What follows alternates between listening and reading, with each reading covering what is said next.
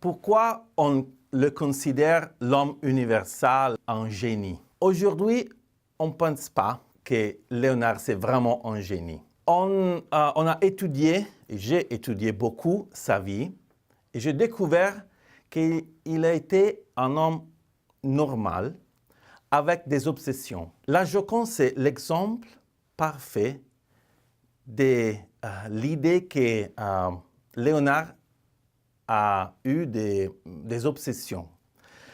La Joconde peut-être a été une femme de Florence, même si aujourd'hui il y a 12 femmes qu'on peut identifier avec la Joconde. Alors, peut-être on va jamais savoir qui est vraiment la Joconde, mais nous savons que Leonardo, il a fait sa peinture, ses portraits, mais il n'a pas les donné à son client.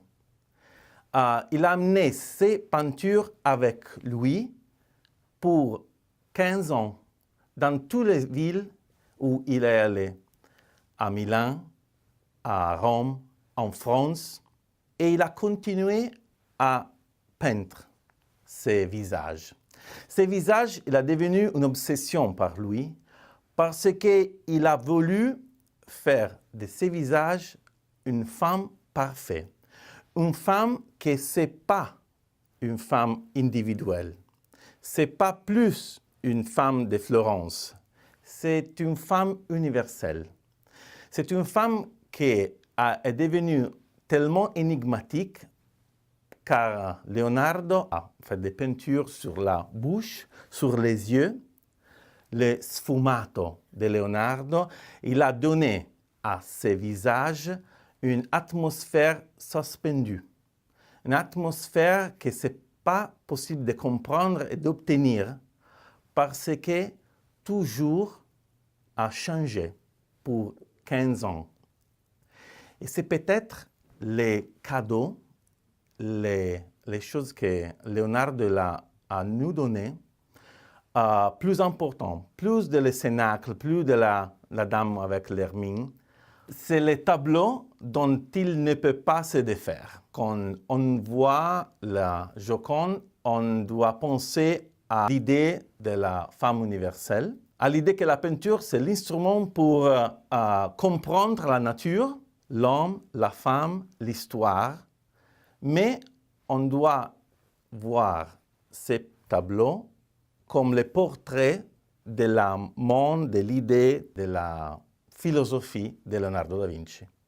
Beaucoup de gens pensent que Leonardo a écrit de sa manière très particulière, qu'on peut lire son écriture seulement au miroir, parce qu'il veut garder les secrets des contenus de ses mots, de son théorie, de son recherche. Ce n'est pas vrai. Il a écrit de sa manière pourquoi il a été gaucher et la seule manière pour écrire et pas ruiner les papiers, a été d'écrire au contraire. Exactement comme on fait si on utilise notre main droite et on fait de cette manière, en cette direction, il a fait en cette direction.